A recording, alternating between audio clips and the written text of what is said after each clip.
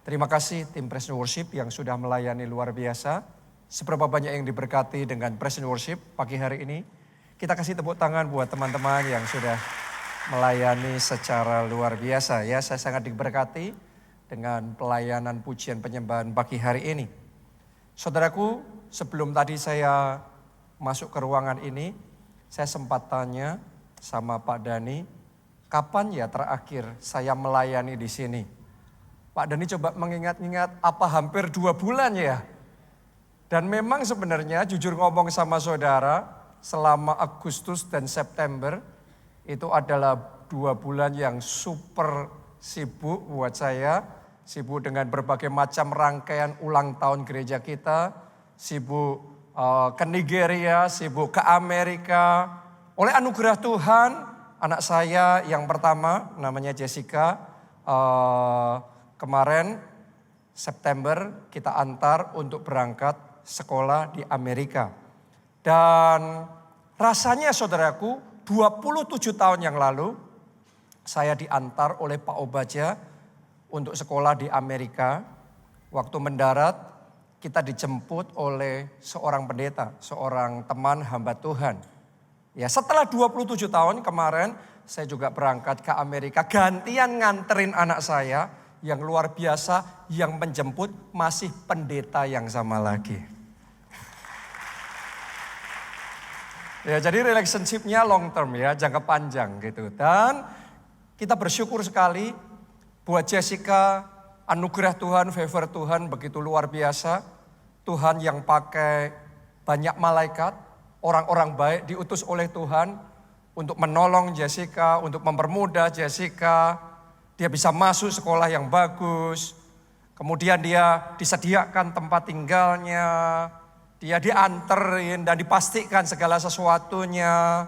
Ya, dari pembukaan rekening bank, dari ngurus telepon, dari semuanya itu kayak di-provide, semuanya dimudahkan, dilancarkan. Ya, beda ngurus di sana sama di sini. Kalau ngurus di Indonesia sudah domain kita sendiri, lebih gampang buat kita. Kalau ngurus di sana awalnya nggak begitu mudah buat kita ya. Jadi saya ngerti kalau saya sama Pastor Nita yang harus ngurusin semuanya sendiri, bisa sih bisa. Tapi pasti akan lebih melelahkan, lebih berat saudaraku. Tapi karena ada anugerah Tuhan yang berat, diringankan, yang susah dimudahkan, semuanya dilancarkan. Dan kita menikmati anugerah Tuhan yang luar biasa. Jadi saya berdoa dalam hidup saudara semua, seluruh jemaat keluarga Allah yang ada di sini maupun yang mengikuti secara online, anugerah Tuhan yang sama bahkan lebih lagi tercurah di dalam kehidupan kita. Yang percaya tangkap itu dan kita kasih tepuk tangannya yang paling meriah buat Tuhan kita. Firman Tuhan hari ini kita akan melanjutkan apa yang kita sudah mulai minggu lalu. Seri firman Tuhan bulan ini adalah tangan yang diberkati. Saya doa ya, tangan-tangan saudara di tempat ini bukan tangan yang biasa. Tangan yang ada berkat Tuhan atasnya. Boleh Anda arahkan seperti ini. Saya berdoa tangan-tangan ini diberkati, diberkati, diberkati, diberkati. Dengan berkat itu kita kasih kemuliaan yang meriah buat Tuhan kita. Nah, dalam bagian yang kedua ini, yang kita akan bahas hari ini adalah tangan yang terlatih. Jadi, bicara tentang tangan yang diberkati oleh Tuhan, dimensi yang kedua yang akan kita pelajari hari ini adalah tangan yang terlatih. Oke, jadi untuk kita terima berkat daripada Tuhan, kita butuh yang namanya dilatih. Tidak sekedar nunggu dapat berkat, berkat datang sendiri. Tapi tangan kita terlatih. Ya, itu yang dialami oleh Daud. Daud seringkali dalam hidupnya mengalami peperangan, mengalami tantangan, mengalami pergumulan. Tapi dia punya tangan yang terlatih. Mari kita baca di dalam 1 Samuel 18 ayatnya yang kelima. Alkitab mencatat begini, Daud maju berperang. Jadi selalu ada peperangan ya dalam hidup ini. Jangan berharap hidup tanpa peperangan, tanpa masalah, tanpa tantangan. Daud juga menghadapi peperangan. Tapi lihat berikutnya di dalam peperangan itu Apa yang dia alami? Ditulis apa? Dan apa? Selalu berhasil. Coba Anda perhatikan kata itu. Sampai di situ aja pembacaan kita. Selalu berhasil. Selalu berhasil beda dengan berhasil. Selalu berhasil beda dengan pernah berhasil. Beda dengan kadang berhasil. Oke, atau zaman dulu berhasil. Selalu berhasil artinya tingkat keberhasilannya tinggi, bisa dipastikan dan selalu konsisten. Itu yang dialami oleh Daud. Artinya keberhasilannya bukan kebetulan. Oke, keberhasilannya konsisten. Bukan cuma itu aja. Kita lanjutkan pembacaan berikutnya di 2 Samuel 8 ayat yang ke-6.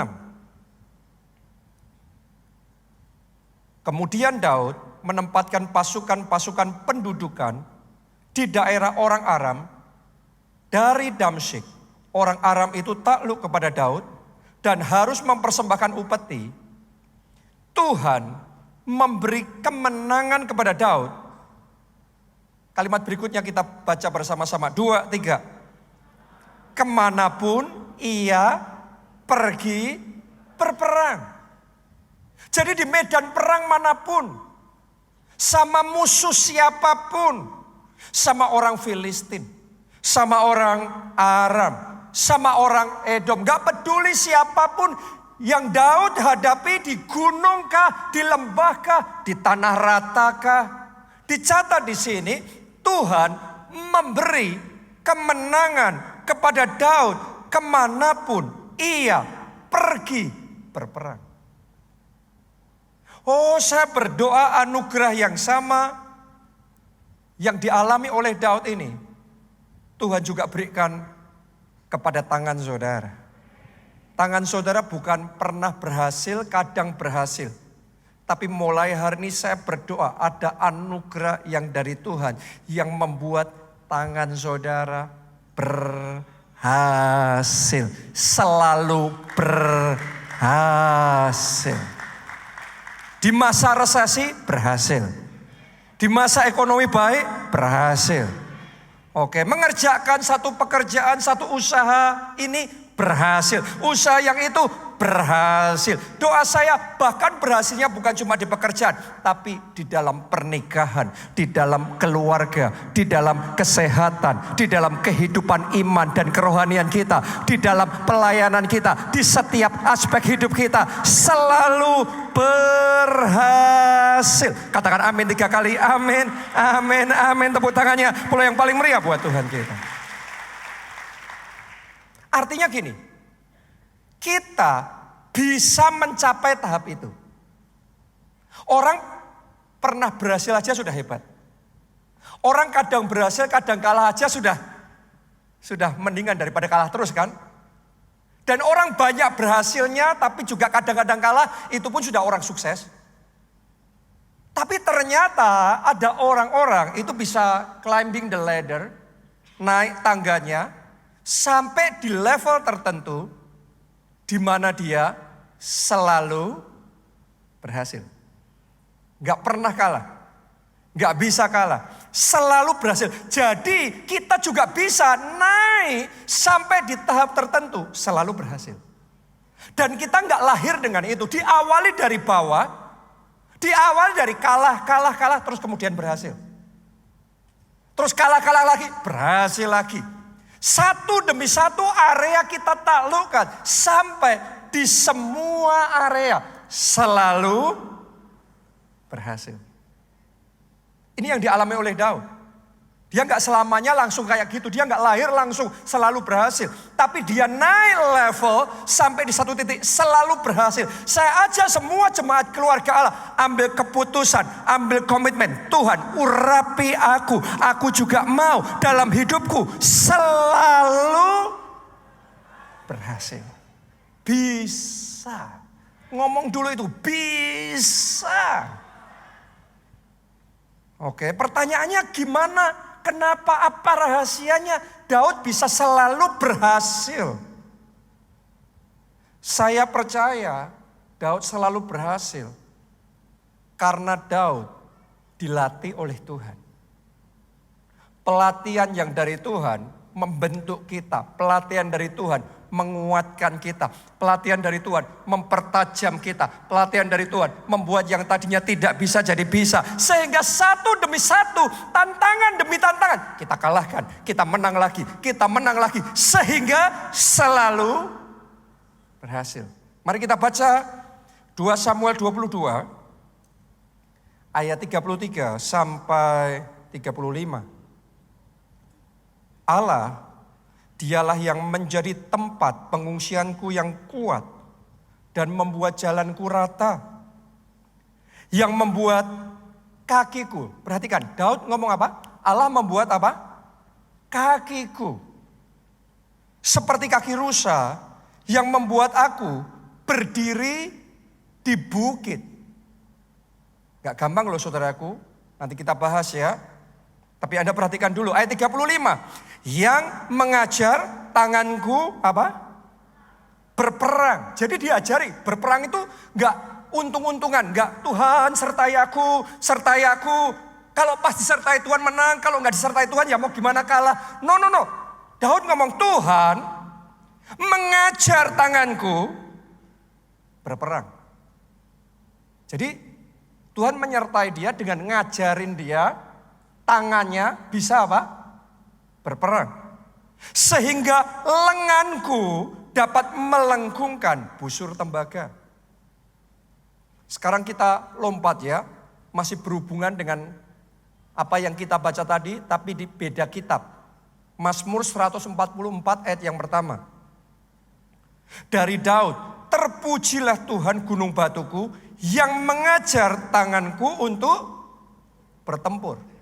Jadi ternyata Daud itu bukan untung-untungan pas dikasih Tuhan terus kemenangan waktu bertempur. No. Tuhan ngajarin dia untuk bertempur. Tangannya bisa bertempur diajarin Tuhan. Dan jari-jariku untuk apa? Berperang. Ternyata Daud melalui proses pelatihan Tuhan. Sehingga kakinya, sehingga lengannya, sehingga jarinya mumpuni. Karena itu dia selalu berhasil. Tadi Anda melihat ya, bagaimana Tuhan mengajar kaki Daud menjadi seperti kaki rusa. Kaki rusa ini bicara tentang ketangkasan. Karena rusa itu dikenal lincah dan cepat dalam bergerak. Apalagi di medan yang sulit seperti di pegunungan. Ada banyak orang dalam hidupnya lambat. Speednya kalah. Apalagi dalam situasi susah. Nggak tahu apa yang harus dilakukan. Nggak punya ide. Mesti gimana ngadepi masalah. Orang Perancis ngomong melongo. Tapi Daud dilatih oleh Tuhan sehingga speednya naik. Sehingga dia menjadi lincah. Sehingga dia menjadi tangkas. Dia ngerti bergerak dalam situasi yang susah. Dia tahu apa yang harus dilakukan. Saya berdoa kaki saudara juga dilatih oleh Tuhan. Sehingga mulai hari ini kecepatan saudara ditambahkan. Kecepatan saudara ditingkatkan. Bahkan di tengah masalah yang sukar. Di tengah semua keadaan yang mendesak. Tapi saudara bisa tahu apa yang harus dilakukan. Bisa bergerak dengan cepat. Dan mengalami kemenangan. Kaki rusa juga melambangkan ketahanan. Karena kalau enggak bisa berdiri di bukit batu. Saya berdoa kaki saudara diberi kekuatan. Sehingga dalam keadaan yang susah seperti apa, Anda enggak terjatuh. Anda tetap berdiri.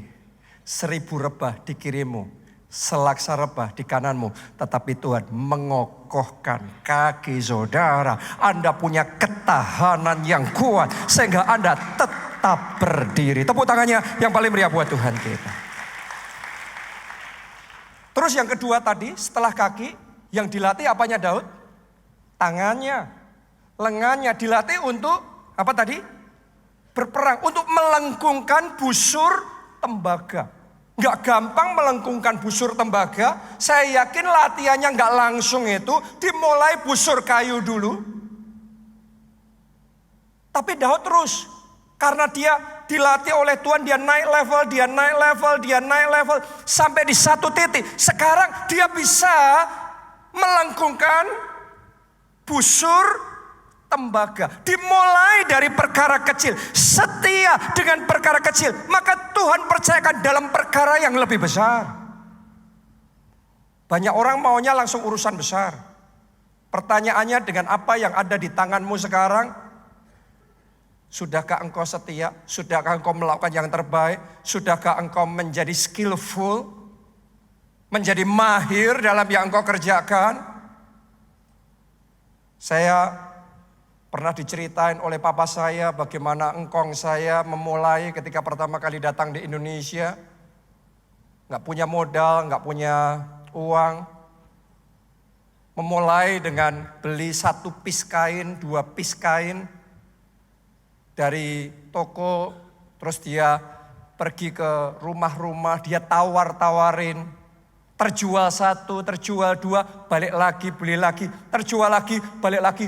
Tiap hari dengan gigi seperti itu.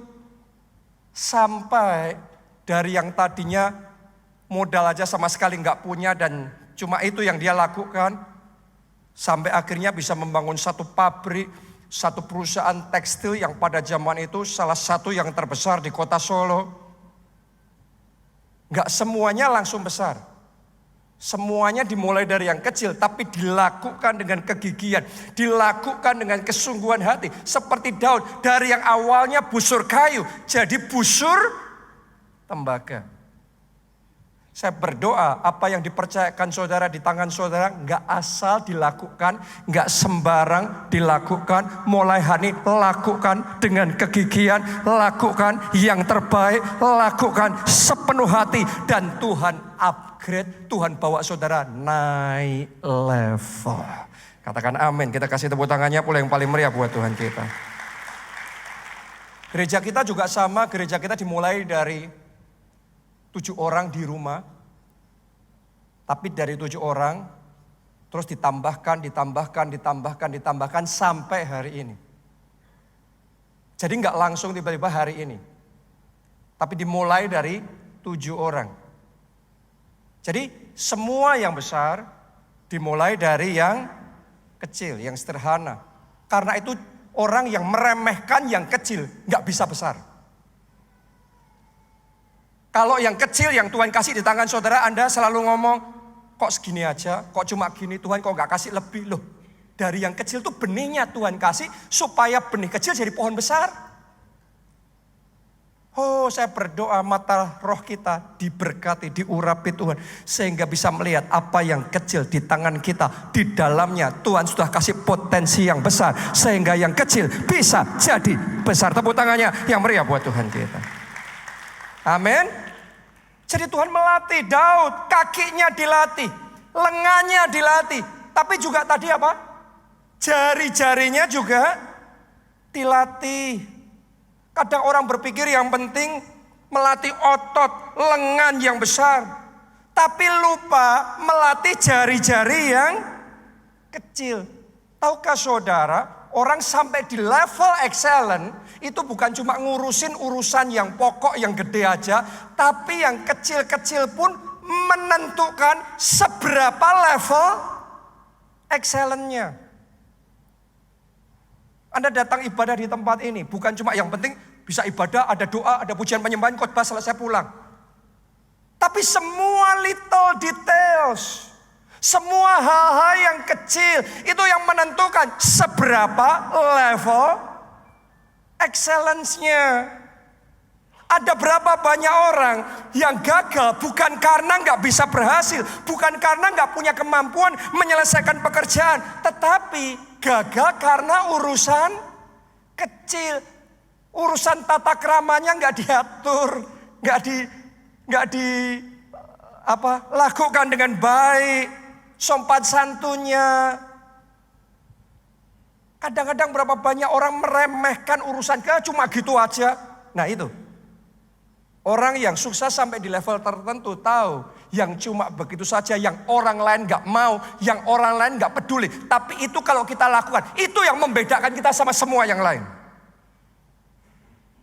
Jadi bukan cuma lengan otot yang besar, tapi jari-jari yang kecil itu menentukan seberapa level excellence kita dengan apa yang kita kerjakan, dengan apa yang kita lakukan.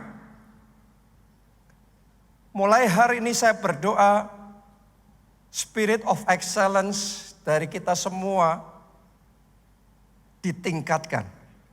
Amin. Tidak stay the same, tidak cuma peduli urusan yang besar, tapi kita naik level di level excellence kita. Ada berapa banyak orang Kristen yang meremehkan urusan ini? Ada berapa banyak orang Kristen yang berkata, yang penting hati, penampilan tidak penting. Kenapa? Katanya Alkitab berkata Allah melihat hati. Manusia melihat apa yang di depan mata. Jadi yang penting Tuhan. Betul. Anda cuma dapat separuh kebenaran. Yang terpenting hati. Karena hidup kita tergantungnya sama Tuhan. Oke. Tapi juga jangan lupa, penampilan juga penting juga. Karena yang kita sembah, yang kita layani itu Tuhan. Tetapi saudara dealingnya, berurusannya, customernya, bos saudara, atasan saudara, rekan kerja saudara, bukan Allah. Mereka manusia. Jadi Anda berurusan cuma sama Allah saja, di kamar saudara pakai kolor aja gak apa-apa. Tapi kalau saudara berurusan sama manusia, manusia mau gak mau siapapun itu. Manusia mau pendeta kah, hamba Tuhan kah, mau orang biasa kah, mau orang awam kah, siapapun itu. Alkitab sudah ngomong, manusia melihat apa yang di depan mata.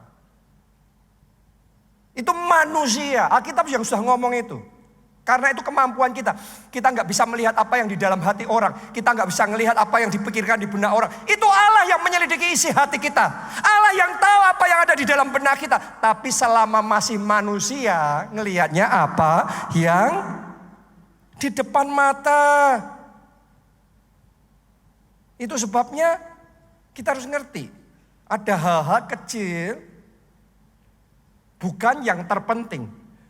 Tapi hal-hal kecil ini juga penting dan jangan di-ignore. Saya kadang-kadang selalu ngomong sama tim yang ada pelayanan di gereja kita. Jangan cuma berpikir ngomong yang penting ini, yang penting itu. Loh, itu yang terpenting. Tapi kita harus pastikan from A to Z. Dari A sampai Z. Saudaraku, saya pernah dengar manufaktur mobil salah satu ternama di dunia, nggak perlu saya sebutkan namanya. Nggak ada endorsing sama sekali. Mereka punya manual SOP untuk jadiin satu mobil itu detailsnya yang harus dicek itu berapa puluh ribu atau berapa juta detail yang harus dicek satu persatu. Sampai kita sebagai customer, wah ini bagus, ini barang hebat ini tahan lama, ini itunya, wah kita cocok semuanya. Pastinya banyak sekali. Kalau yang lain yang dipastiin cuma sedikit, tapi yang ini semua dipastiin, jangan heran orang akhirnya pilih yang ini. Kadang-kadang seberapa jauh kita dibawa maju, ngalami terobosan, kemenangan dan keberhasilan, ditentukan. Kita mastiin cuma A sampai C saja, ya boleh. Tapi D-nya luput, E-nya miss, D-nya nggak enak, F-nya kacau, G-nya berantakan. Akhirnya kita memperkecil, meminimalkan berkat dan kemenangan kita sendiri. Tapi saya berdoa mulai hari ini, seperti Tuhan melatih jari-jari Daud untuk bertempur. Doa saya jari-jari kita semuanya juga dilatih Tuhan untuk bertempur. Sehingga kita bisa sampai di level excellence yang lebih daripada yang sebelumnya. Karena itu penting sekali yang namanya pelatihan. Daud bisa jadi excellent karena dilatih. Saudara dan saya juga harus bertumbuh jadi excellent melalui apa? pelatihan. Dalam kehidupan rohani kita, di dalam iman kita, kita juga butuh untuk dilatih. Saudara dan saya butuh ikut SOM.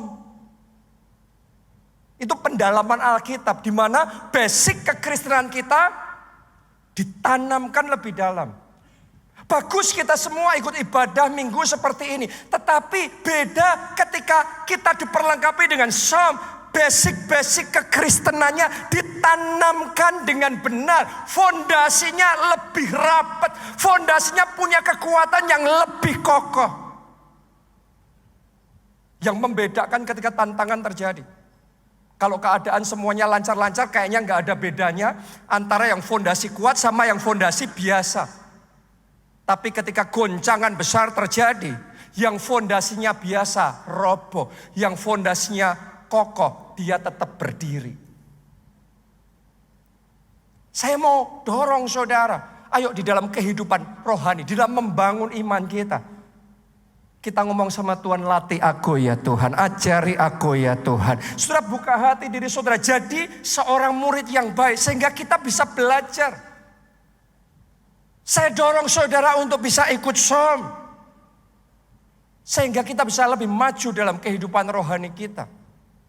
Bukan cuma ikut SOM ya, Anda kalau masih ingat berapa waktu yang kemarin kita menjalin kerjasama dengan Oral Roberts University, Oru Amerika, untuk lanjutan dari SOM ini. Jadi saudara juga bisa ambil ini, dan ini mudah nih, hanya online, yang dibuka nanti mulai Januari, tapi pendaftaran sekarang, ini hanya online saja. Jadi saudara dari rumah dengan semua kesibukan saudara, Anda masih bisa mengikutinya. Untuk apa?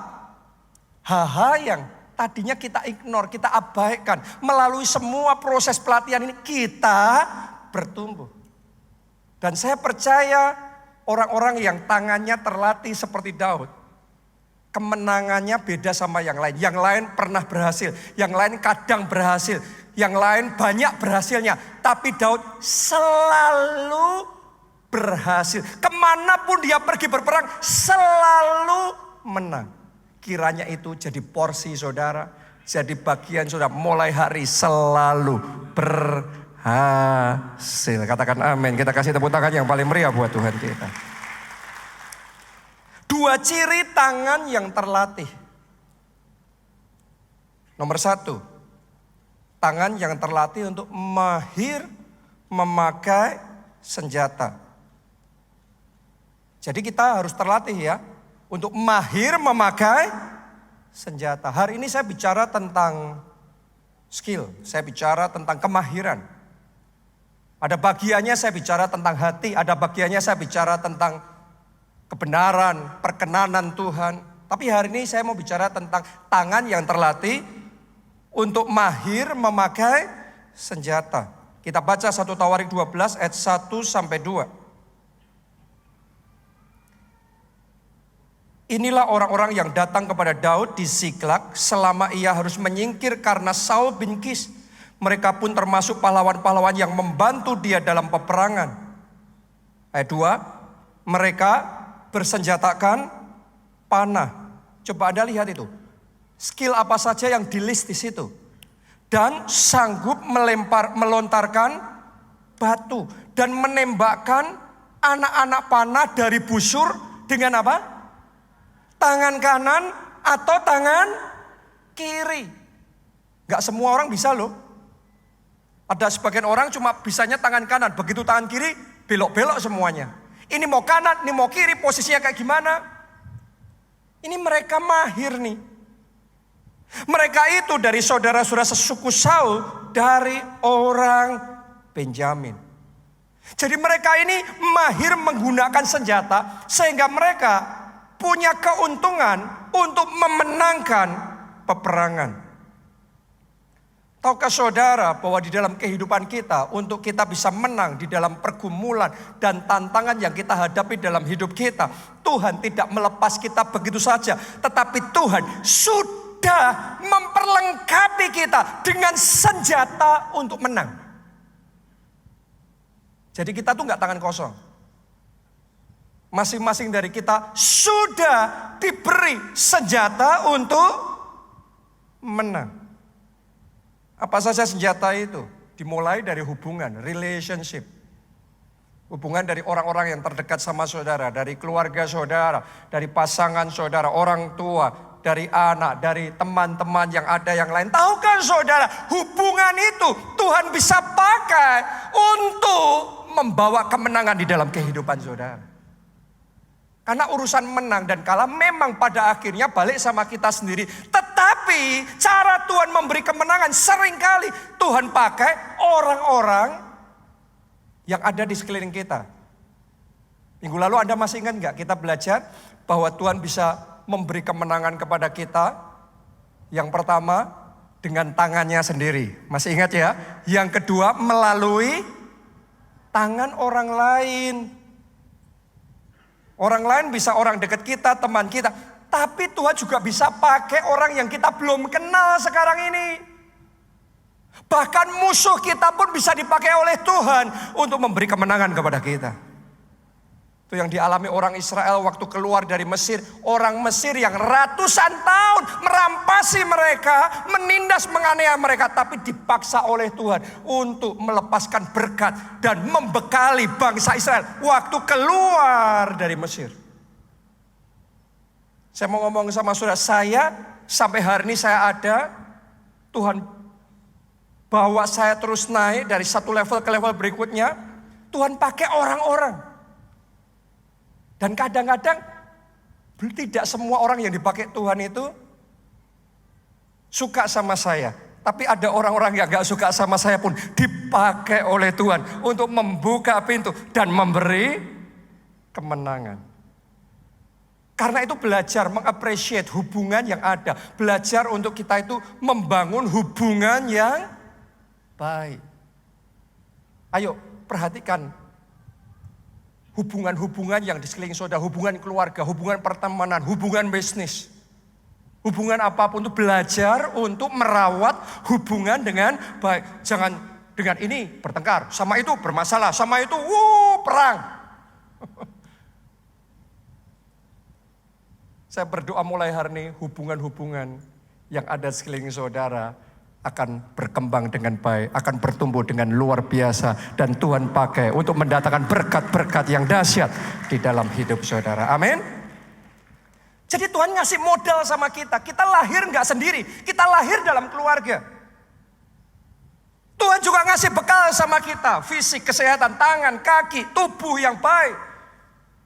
Tuhan kasih bekal sama kita, otak kita.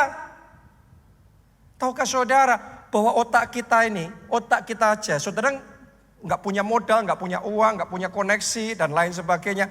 Tapi otak kita yang dikasih sama Tuhan, itu sudah modal yang lebih dari cukup untuk kita menang.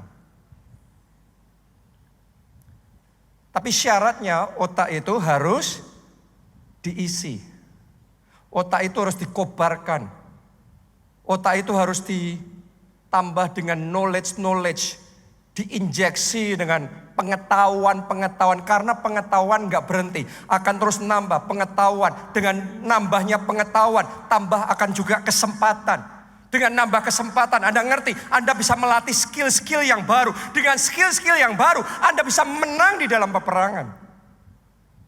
Karena dunia itu gak berhenti. Jadi pengetahuan kita yang 10 tahun yang lalu dengan perkembangan zaman sekarang butuh untuk diupdate, butuh belajar lagi, butuh skillnya dipertajam lagi. Jangan mandek, jangan berhenti. Hanya karena kita sudah berhenti sekolah, tidak berarti kita berhenti belajar. Coba Anda lihat di masa pandemi kemarin. Kelihatan dengan jelas sekali. Orang-orang yang fasih secara online, sosial media, melejitnya nauknya jauh lebih kenceng daripada yang gak ngerti apa-apa soal sosial media. Ini secara general ya, selalu ada pengecualian, tapi secara umum seperti itu. Di dalam bidang apapun itu, dalam bisnis apapun itu, bahkan di dalam dunia gereja. Saya perhatikan ada pendeta-pendeta yang lebih kampium, lebih kompeten, lebih senior, lebih segalanya. Tapi gagap teknologi. Padahal diurapi oleh Tuhan. Tapi gagap teknologi. Karena itu mandek. Bukan karena gak ada urapan. Tapi Dunia ini berubah, kita harus terus belajar dan melatih skill yang baru untuk kita bisa mumpuni dan menang di dalam peperangan. Zaman sekarang ini banyak orang yang khawatir karena perubahan terjadi semakin cepat. Dan ini akan tambah cepat lagi. Perubahan bukan akan tambah lambat. Perubahan akan terjadi semakin cepat. Karena itu banyak orang khawatir. Apalagi ada AI, ada artificial intelligence. Wah, nanti nggak butuh tenaga kerja. Nanti semuanya diganti. Terus khawatir. No. Kesempatan akan selalu ada dalam kehidupan kita. Daripada khawatir tentang perkembangan zaman, lebih baik persiapkan diri. Di masa kemarin ini, yang fasih secara online, sosial media, lebih menang daripada yang tidak. Bidangnya sama, tapi sudah kan nanti lihat, orang yang ke depan nanti, orang yang fasih pakai AI akan lebih menang daripada orang yang gagap, gak ngerti AI itu apa. Dan Anda bisa mulai belajar sejak sekarang. Caranya belajar gimana Pak? Anda download dulu ChatGPT sana. Terus suruh dia ngomong, ChatGPT ajarin saya gimana AI. Sudah gitu aja. Nanti Anda akan dituntun satu-satu, terus kemudian Anda tanya lagi. Itu semua lengkap sudah di sana. Dari yang nol, gak ngerti sama sekali. Anda asal mau gitu aja, terus tanya, nanti jadi bisa. Dimulai gitu dulu. Karena ini belum kelihatan sekarang. Tapi Anda perhatikan yang saya ngomong. Nanti sekian tahun ke depan yang menang, yang sudah mempersiapkan diri dengan lebih baik. Terlatih, kayak Daud, terlatih tangannya mahir menggunakan senjata untuk menang dalam peperangan. Kalau Daud nggak mahir pakai ketapelnya, dia maju perang lawan Goliat pakai pedang, bisa dipastikan mati dia. Tentara Israel yang lain mau head to head sama Goliat, pedang lawan pedang, habis dia. Tombak lawan tombak, habis dia. Tapi Daud, dia pakai teknologi baru pada waktu itu. Dia pakai ketapel, saudaraku. Dan dia bisa mengalahkan Goliat dari jauh. Oh, hari ini saya berdoa, tangan saudara ditambahkan keterampilannya, skillnya hari demi hari tambah mahir. Apa yang Anda lakukan tidak asal melakukan, tidak sembarangan, tidak asal bisa. Tapi Anda jadi expertnya, Anda jadi ahlinya di bidang saudara. Saudara yang paling kompeten, Anda yang paling excellent dalam melakukannya. Sehingga Anda berhasil. Kita kasih tepuk tangannya pula yang paling meriah buat Tuhan kita. Haleluya. Jangan sampai kita merasa aku gak punya modal, gak punya ini, gak punya itu. Kadang-kadang kita merasa kalah modal, kalah dana, kalah koneksi, kalah segalanya. Ingat loh saudaraku, Simpson, waktu dikeroyok sama orang Filistin ribuan, yang ada di dekatnya hanya tulang rahang keledai. Betul apa tidak? Tapi tulang rahang keledai, dia tahu bagaimana menggunakannya. Dan dengan tulang rahang keledai itu, dia bisa mengalahkan 1000 pasukan musuh. Artinya, sekalipun terbatas yang kita punya, tapi kalau kita melatihnya dengan sungguh-sungguh, kita bisa menang. Tolong dengarkan baik-baik saudaraku. Sekalipun kesempatanmu gak sebesar orang lain. Tapi saya sudah melihat orang-orang yang punya kesempatan banyak. Anak-anak orang kaya yang punya kesempatan banyak. Tapi gak tahu cara pakai kesempatannya. Semua kesempatan sia-sia. Anda yang kesempatannya kecil. Tapi Anda berjuang dengan gigih. Anda manfaatkan kesempatan itu semaksimal mungkin. Anda yang menang. Jadi untuk menang itu tidak selalu kita harus punya kesempatan paling banyak. Kita harus jadi yang paling kreatif. Tidak selalu seperti itu. Zaman sekarang, apalagi tadi saya ngomong ada AI, kreativitas itu, apa itu namanya, abundant. Oke, ada untuk ngerjain sesuatu, Anda bisa suruh AI yang kreatif buat saudara. Tapi masalahnya bukan di titik itu, masalahnya seberapa doa yang engkau masukkan, seberapa ketekunan dan perjuangan yang engkau tambahkan itu akan menentukan hasil akhirnya.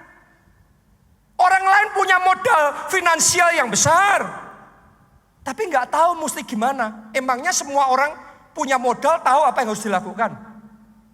Anda mungkin modalnya terbatas, tapi ingat baik-baik, 5 roti, 2 ikan di tangannya Yesus bisa dipakai memberi makan 5.000 orang. Masih sisa 12 bakul. Doa saya yang sedikit, yang terbatas di tangan saudara diurapi Tuhan, diberkati oleh Tuhan untuk melakukan perkara-perkara yang lebih besar.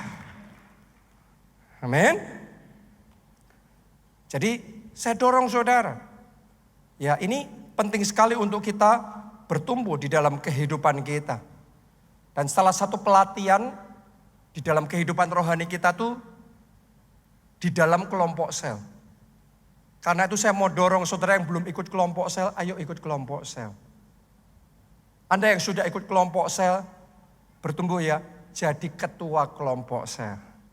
Jadi KKS dalam hidup kita ini kita harus terus naik level. Terus naik level kayak tadi Daud. Terus sampai di level selalu berhasil. Jangan mandek, jangan stagnan, jangan status quo, naik sampai di atas. Yang terakhir, yang kedua, tangan yang terlatih tidak mudah merintih, gak gampang mengeluh. Orang berjuang itu semuanya capek, semuanya punya masalah, jangan banyak komplain. Jangan banyak ngeluh, emangnya cuma kita yang punya masalah, yang lain masalahnya lebih sabrek dari kita.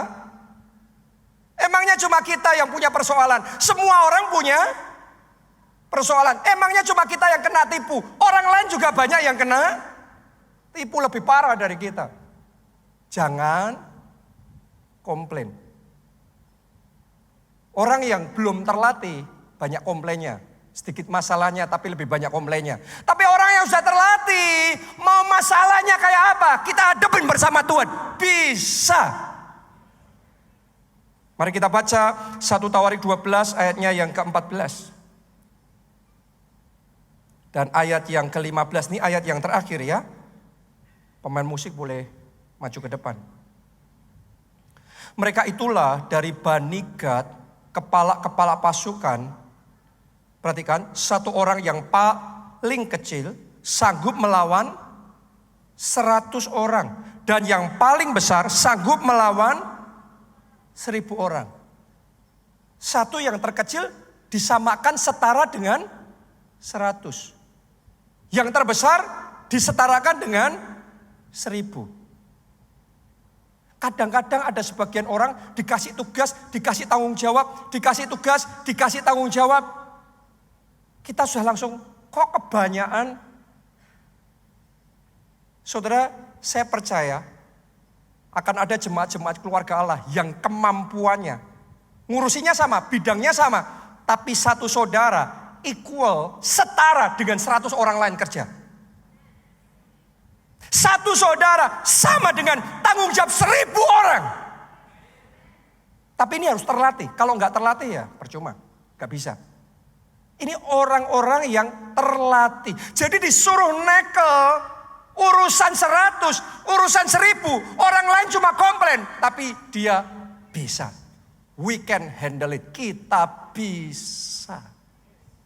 Naik level. Makanya orang kalau banyak komplain gak bisa naik.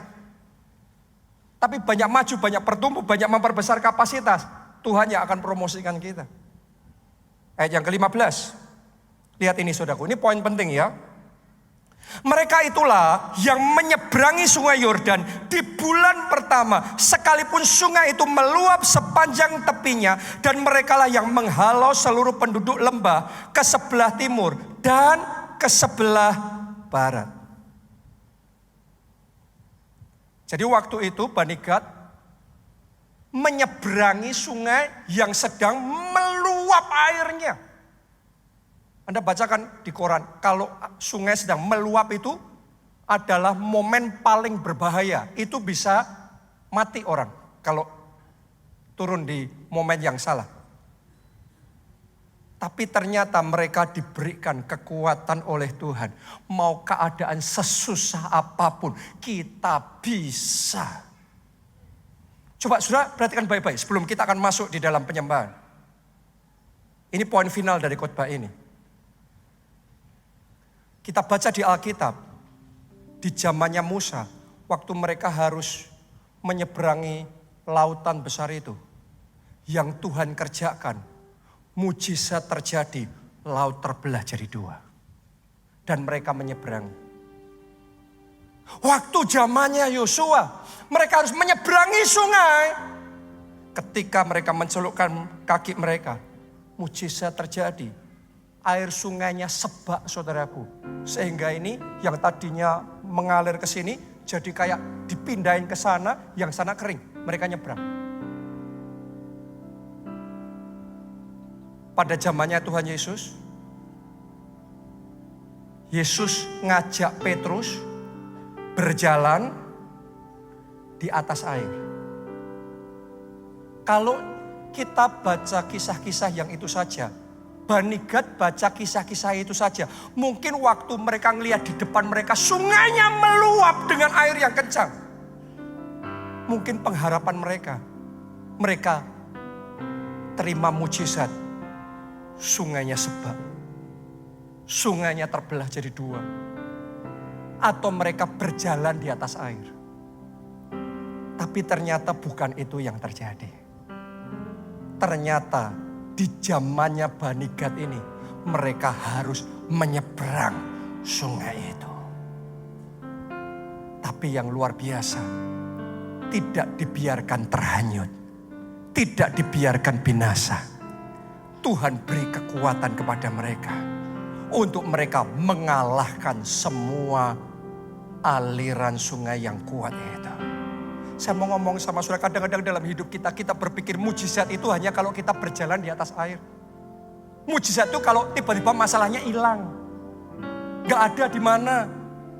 Mujizat itu kalau tiba-tiba ada orang dikirim sama Tuhan untuk membereskan urusan kita. Itu semua bisa terjadi dan Alkitab mencatat semuanya itu. Tapi jangan lupa, Alkitab juga mencatat kisah Bani Gad yang harus menyeberangi sungai itu. Bahkan di saat airnya sedang meluap tinggi-tingginya. Tapi Tuhan memberi kekuatan. Itu pun mujizat dari Tuhan. Saya mau ngomong sama saudara hari ini, apapun itu yang Tuhan kerjakan dalam hidup saudara, jangan mengeluh, jangan merintih, jangan bersungut-sungut. Katakan sama Tuhan, aku percaya Tuhan. Apapun cara yang dipilih Tuhan, entah berjalan di atas air, entah membelah lautan, entah kemudian membendung aliran sungai Yordan, entah aku harus masuk dan berhadapan melawan semua arus itu. Kalau Allah di pihakku, siapa lawanku?